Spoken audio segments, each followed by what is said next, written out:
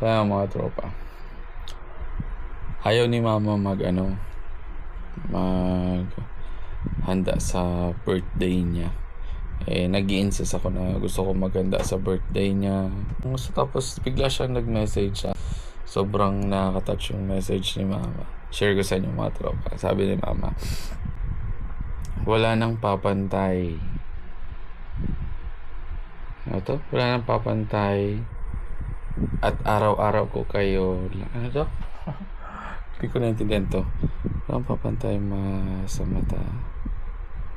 Ako at wala nang papantay sa mata ko at araw-araw ko kayo. Lalo na ikaw.